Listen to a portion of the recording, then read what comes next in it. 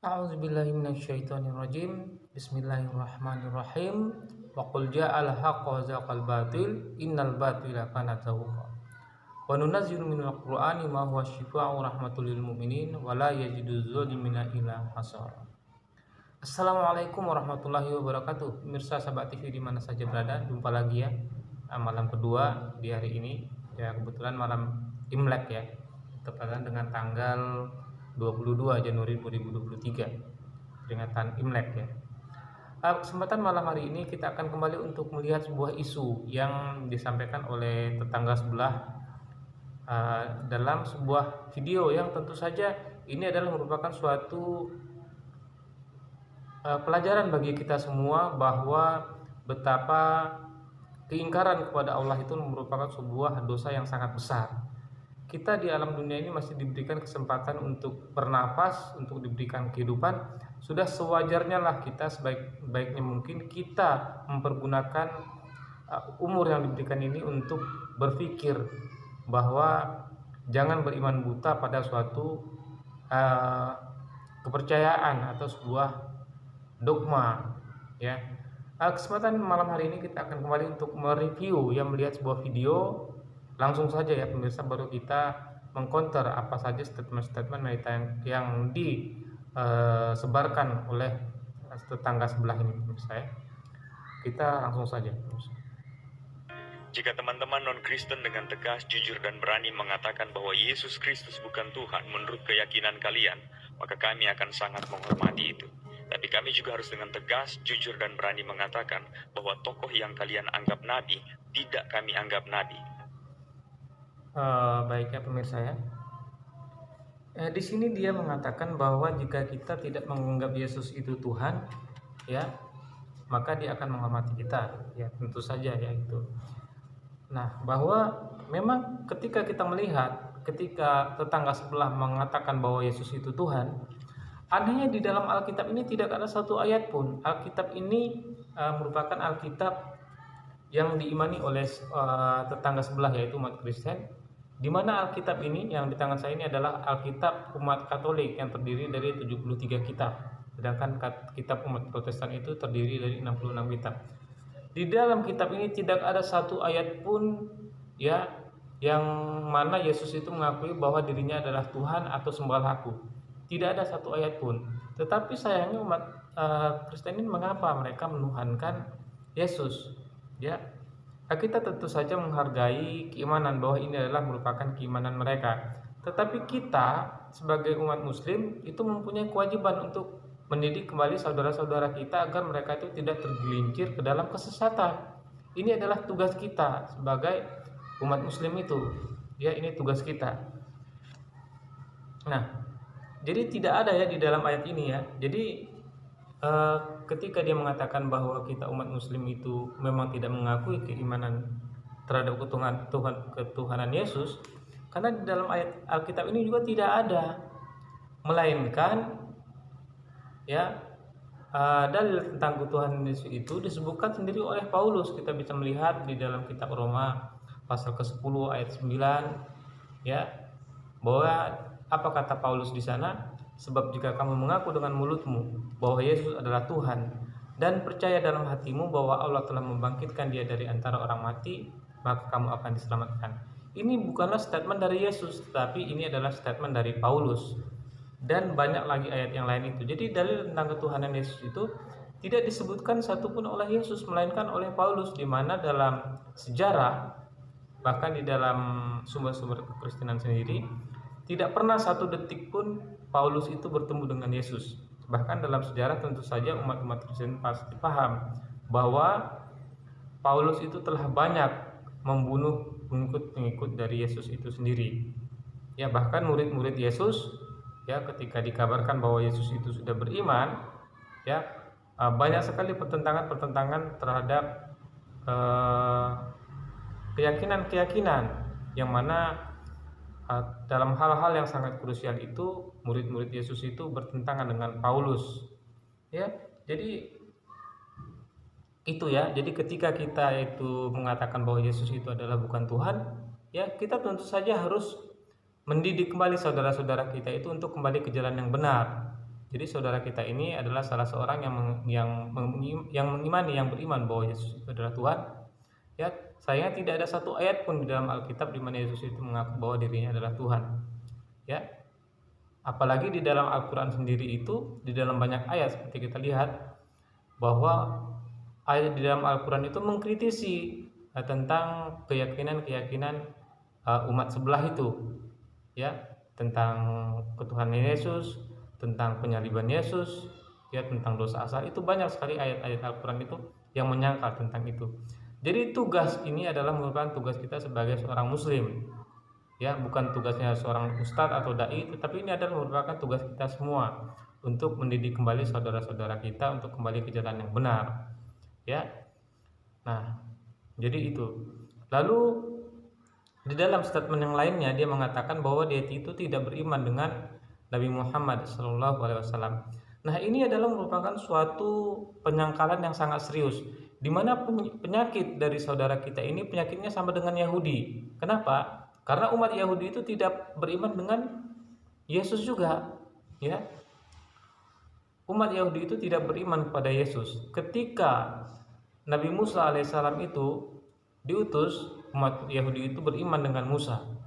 Ya, tetapi ketika Yesus datang, itu umat Yahudi sampai sekarang pun tidak menerima Yesus itu. Bahkan ketika dari zaman Yesus sampai dengan zaman sekarang pun, itu umat Yahudi itu menolak Yesus. Kita bisa melihat keterangan itu di dalam Injil Yohanes pasal ke-1 ayat ke-11, di mana orang Yahudi itu tidak menerima Yesus. Ia datang kepada kepunyaannya, tetapi kepunyaannya itu tidak menerima dia. Maksudnya orang Yahudi itu tidak menerima Yesus sebagai utusan Tuhan, apalagi sebagai Tuhan, ya. Sampai sekarang pun setelah 2000 tahun ini tidak ada orang Yahudi itu yang menerima Yesus sebagai Tuhan, ya. Nah, itu apalagi sebagai utusan Tuhan, apalagi sebagai Tuhan, orang Yahudi itu tidak menerima sampai dengan sekarang. Jadi penyakitnya umat Kristen ini, ya, saya mohon maaf, ini adalah merupakan sebuah didikan agar kita itu paham, agar kita itu mau berpikir, ya. Karena kita sebagai umat Islam, di dalam kitab suci kami umat Islam itu, ya, itu bercerita tentang agama lain termasuk Kristen dan Yahudi. Jadi ayat-ayat di dalam Al-Quran itu banyak mendorong kita sebagai umat Islam itu untuk mendidik kembali saudara-saudara kita, untuk berdakwah kepada mereka. Jadi ini adalah merupakan tugas kita, bukan penghinaan terhadap suatu agama, tidak, tetapi ini adalah merupakan tugas dakwah kita sebagai seorang muslim, ya.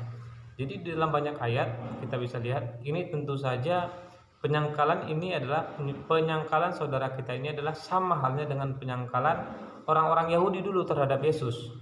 Jadi ketika Nabi Muhammad SAW itu datang,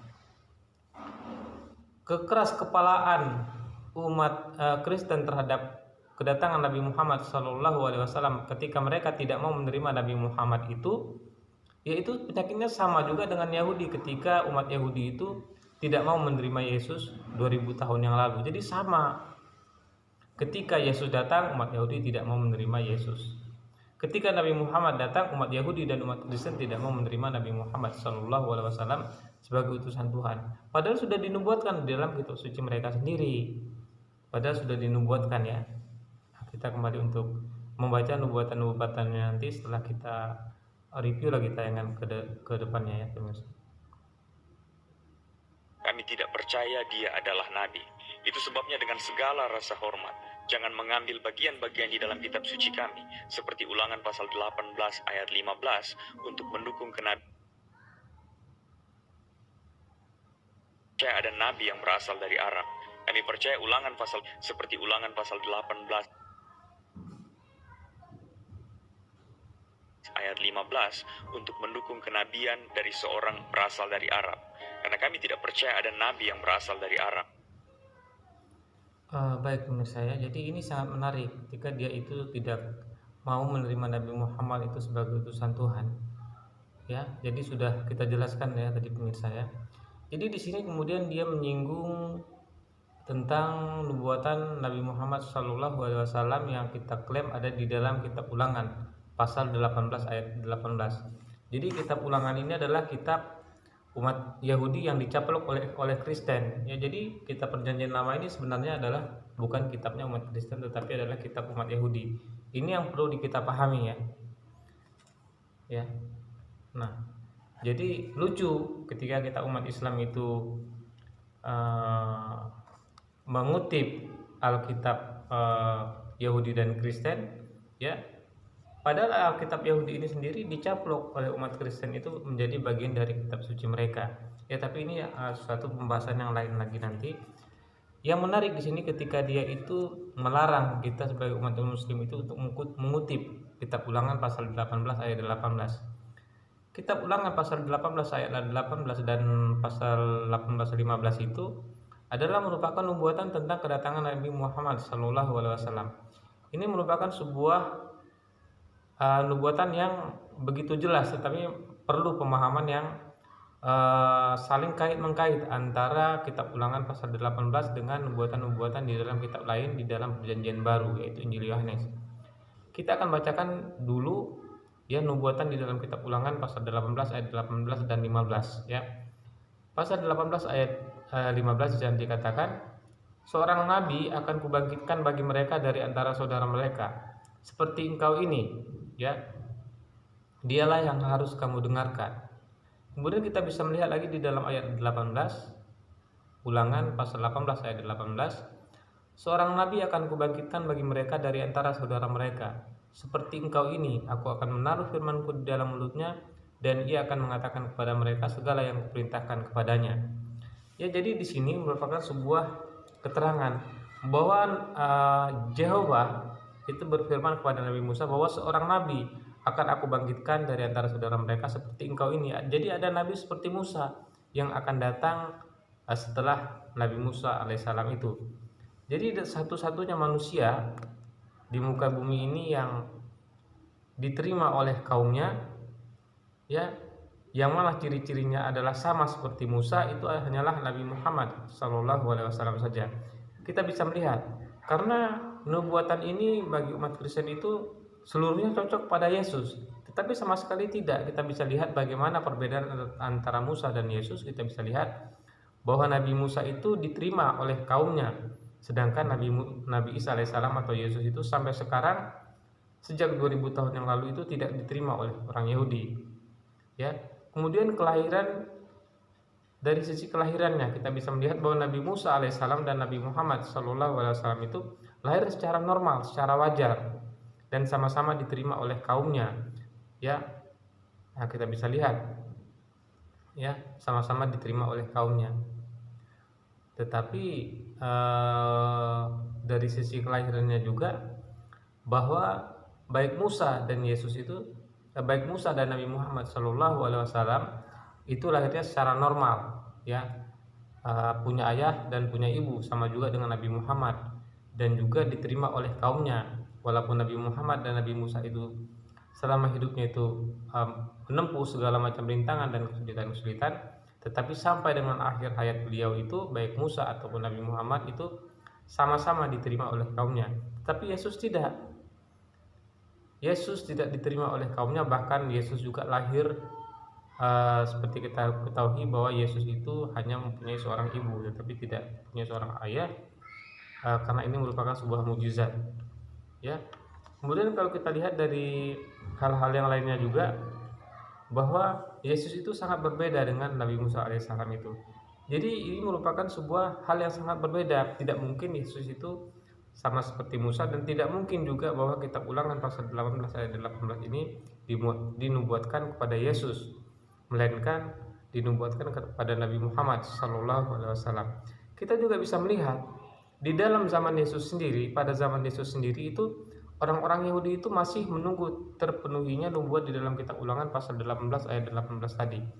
Ya, kita bisa melihat di dalam Injil Yohanes pasal ke-1 ya, ayat ke-19. Kita bacakan di sini ya pemirsa ya. Pasal ke-1 ayat 18 ya. Nah, kita lihat.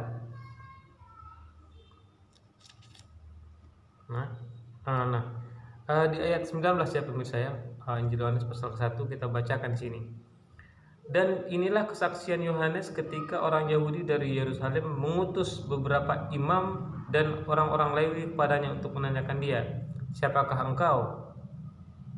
Ia mengaku dan tidak berdusta, katanya, "Aku bukan Mesias." Jadi ini adalah merupakan jawaban dari Nabi Yahya alaihissalam ketika dia itu ditanyai oleh imam-imam Lewi dan orang-orang Yahudi, "Siapakah engkau?" "Aku bukan Mesias," kata Yahya atau Nabi Yahya alaihissalam. Lalu mereka bertanya kepadanya, "Kalau begitu, siapakah engkau, Elia?" Yahya alaihissalam juga menjawab, "Bukan." Nah, poin yang ketiga ini yang sangat penting sekali ya, yang ada hubungannya dengan kitab Ulangan pasal 18 ayat 15 dan ayat 18 tadi. "Engkaukah nabi yang akan datang itu?" Yahya alaihissalam atau Yohanes Pembaptis itu mengatakan bukan. Jadi Nabi Isa alaihissalam dan Nabi Yahya ini hidup satu zaman. Ya, selisihnya hanya 6 bulan saja. Ya. Ketika Yohanes Pembaptis itu berumur 6 bulan, baru Yesus itu lahir ya. Nah, seperti kita lihat di dalam Injil Lukas itu, bahkan ketika Maria atau ibundanya Yesus itu datang kepada Elizabeth, yaitu ibundanya Yohanes Pembaptis, janin yang ada di dalam rahim Elizabeth, yaitu Yohanes Pembaptis, itu kegirangan. Dia mengetahui bahwa ada sepupunya di dalam rahim Maria itu. Ya, ini tentunya merupakan sebuah petanda bahwa dua orang ini adalah merupakan sosok dari utusan Tuhan yang tentu saja mempunyai karisma-karisma yang dimana mereka mengetahui bahwa satu sama lainnya itu adalah merupakan utusan Tuhan. Ya, jadi yang menariknya di sini adalah Nabi Yahya alaihissalam itu ketika ditanya oleh orang Yahudi, "Apakah engkau nabi yang akan datang itu?" Nabi Yahya menjawab bukan. Jadi orang-orang Yahudi di sini jelas ketika di dalam Injil Yohanes pasal ke-1 ayat 19 dan seterusnya tadi itu, bahwa orang-orang Yahudi di zaman Yesus dan di zaman Yahya, ya, jadi ada 3 nabi yang hidup sezaman, yaitu Nabi Zakaria yang merupakan ayahnya Yohanes Pembaptis atau Nabi Yahya, Nabi Yahya sendiri, dan juga Isa alaihissalam atau Yesus. Mereka hidup satu zaman. Jadi di zaman mereka ini orang-orang Yahudi masih menunggu terpenuhinya nubuatan tentang kedatangan nabi yang akan datang itu di dalam kitab Ulangan pasal 18 ayat 18 tadi. Jadi sudah 1300 tahun setelah Musa alaihissalam, itu di zaman Yesus, itu orang-orang Yahudi masih menunggu terpenuhinya nubuatan ini, yang ternyata kemudian itu digenapi oleh Nabi Muhammad SAW 600 tahun kemudian. Kita bisa lihat dari klaim Yesus, ya, "Ia yang datang kemudian daripadaku, membuka tali kasutnya pun aku tidak layak." Ini adalah merupakan klaim dari Yohanes Pembaptis. Dia yang akan datang kemudian daripadaku, yaitu setelah zaman dia, ya, kemudian setelah Yohanes Pembaptis. Tentu saja bukan Yesus ya, karena Yesus dan Yohanes Pembaptis itu hidup satu zaman. Dia yang kemudian datang daripadaku, yang kemudian akan datang daripadaku, membuka tali kasutnya pun aku tidak layak. Jadi bahasa Yohanes Pembaptis ini begitu menggambarkan akan seorang manusia yang agung, yang luar biasa, yang kuat. Tidak mungkin Yesus. Yesus mati secara menggenaskan di tiang salib.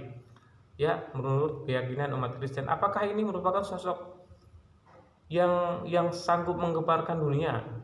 Sosok terhina yang terkutuk, yang menurut perjanjian lama itu adalah terkutuk, mati terkutuk di tiang salib. Apakah itu merupakan sosok yang ditunggu-tunggu?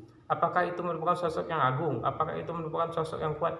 Tidak mungkin. Manusia yang mati terkutuk, Ulangan pasal 18 ayat 18, dan tentu saja masih ditunggu-tunggu di zaman Yesus. Jadi ini tentu saja dipenuhi dengan kedatangan Nabi Muhammad SAW itu. Kita bisa melihat bagaimana keterangan dari Yesus sendiri di dalam Injil Yohanes pasal ke-16 ayat 7. Apa kata Yesus atau Nabi Isa alaihissalam? "Namun benar yang kukatakan ini kepada kamu adalah lebih berguna bagi kamu jika aku pergi. Sebab jika aku tidak pergi, penghibur itu tidak akan datang kepada kamu. Tetapi jika aku pergi, ia akan datang." Ya. Atau di dalam Injil ini dikatakan, "Aku akan mengutus dia kepada kamu."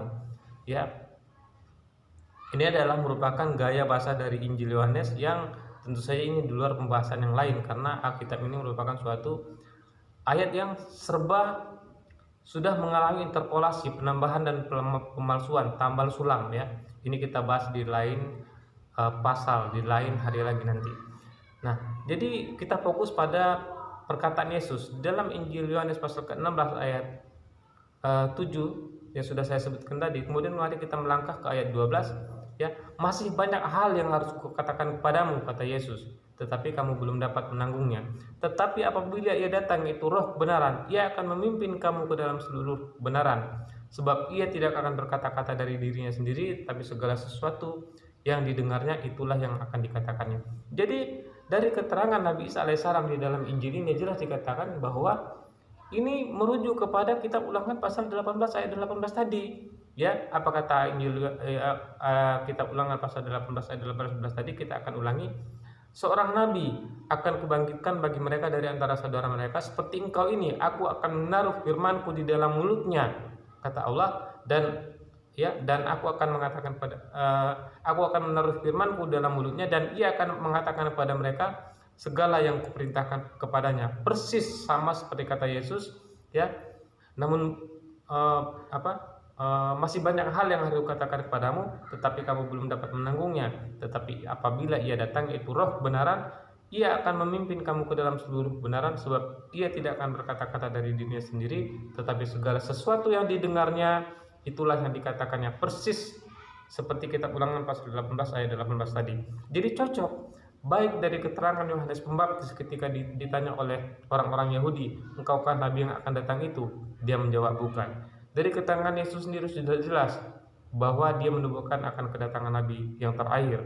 Ya, dari keterangan di dalam kitab Ulangan pasal 18 ayat 18 tadi itu saling erat, saling kait-mengkait.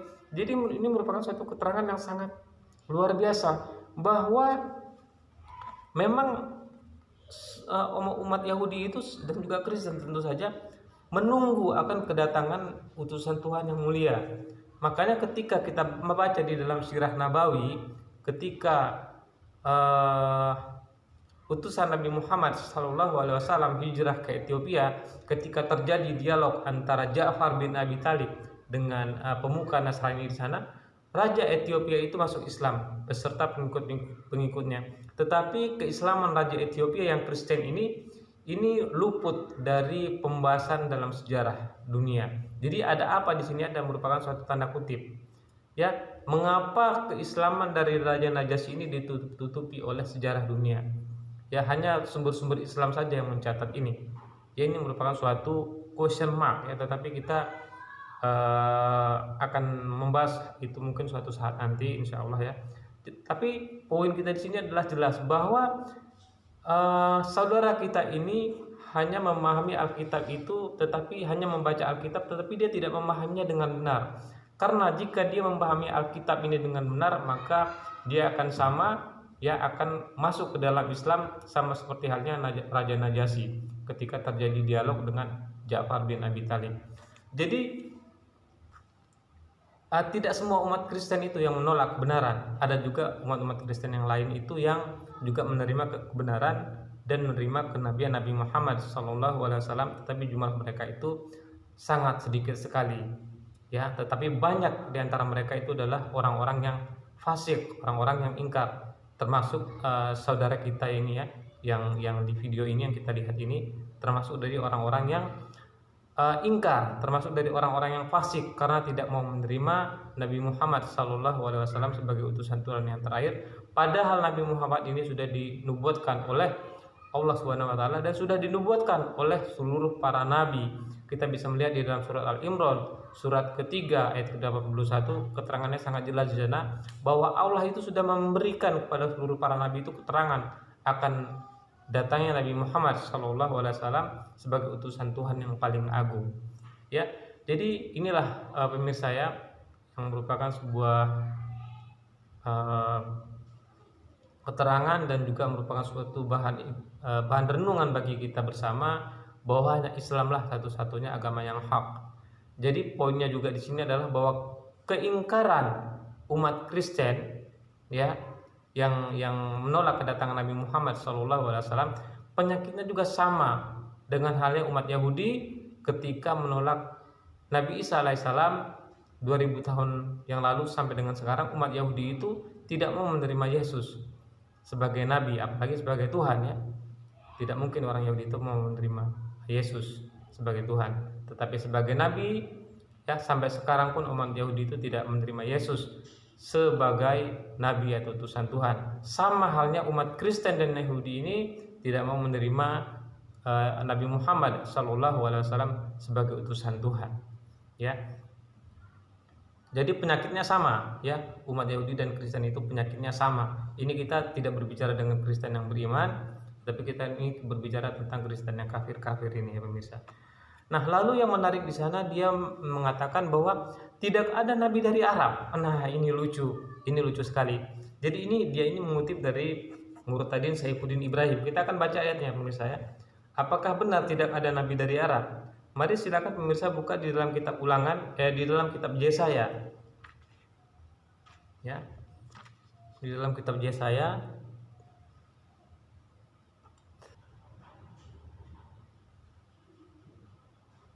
ya, kita buka ya pemirsa di dalam kitab Yesaya.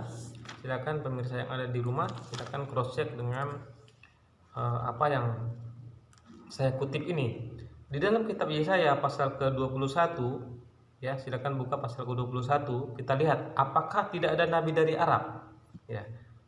Ini merupakan suatu pemahaman tentang nubuatan yang tentu saja saling berkaitan ya. Kita lihat di sini. Ini adalah merupakan sebuah nubuatan. Di dalam kitab Yesaya Perjanjian Lama itu pasal 21 ayat ke 13 pemirsa ya. Kita bisa lihat di sini ya. Ucapan ilahi terhadap Arabia. Nah, berarti jelas di sini lingkupnya itu di tanah Arab ya. Kita lihat di dalam ayat 13 dari pasal 21. Ucapan ilahi terhadap Arabia. Di belukar di Arabia kamu akan bermalam. Hai kafilah-kafilah orang Dedan. Hai penduduk tanah Tema. Keluarlah, bawalah air kepada orang yang haus. Pergilah, sambutlah orang-orang pelarian dengan roti. Sebab mereka melarikan diri terhadap pedang. Ya, terhadap pedang yang terhunus.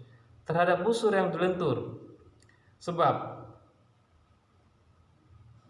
dan terhadap kehebatan peperangan. Sebab beginilah firman Tuhan kepadaku. Dalam setahun lagi, menurut masa kerja prajurit upahan, maka segala kemuliaan Kedar akan habis, dan dari pemanah-pemanah yang gagah perkasa dari Bani Kedar akan tinggal sejumlah kecil saja, sebab Tuhan Allah Israel telah mengatakannya. Mari kita analisa satu persatu tentang nubuatan ini ya pemirsa ya. Nah, dia ini disebutkan ucapan ilahi terhadap Arabia. Jadi jelas bahwa lingkupnya adalah di tanah Arab, di Arabia. Di belukar di Arabia kamu akan bermalam. Hai kafilah-kafilah orang Dedan. Nah, kita lihat siapa Dedan ini. Silakan pemirsa yang ada di rumah buka di dalam kitab Ulangan pasal ke-25. Ya, kita lihat. Jadi ini merupakan suatu yang saling berkaitan nubuatan ini pemirsa ya. Kita melihat. Ya. Jadi jelas bahwa topografinya di tanah Arab. Kita baca di dalam Ulangan pasal ke-25 ayat kita lihat ya pemirsa, kitab Ulangan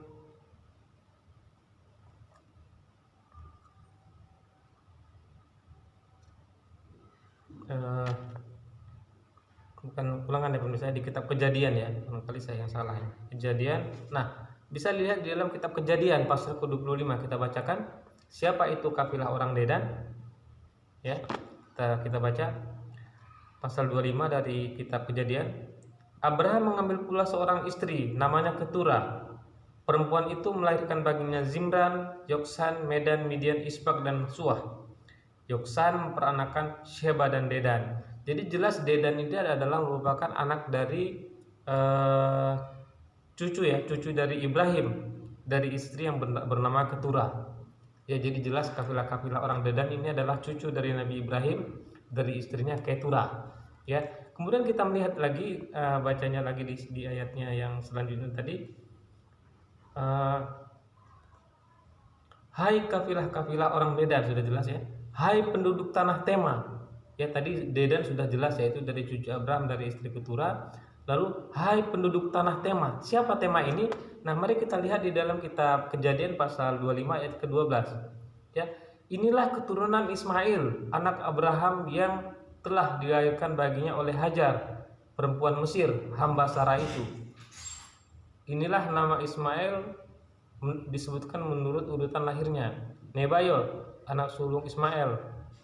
Ya, selanjutnya Kedar, Abdil, Mibsam, Misma, Duma, Masa, Hadad, Tema, Yetur dan Ketma. Jadi ada Tema. Jadi Tema di sini adalah sama-sama dari anak cucu dari Abraham juga.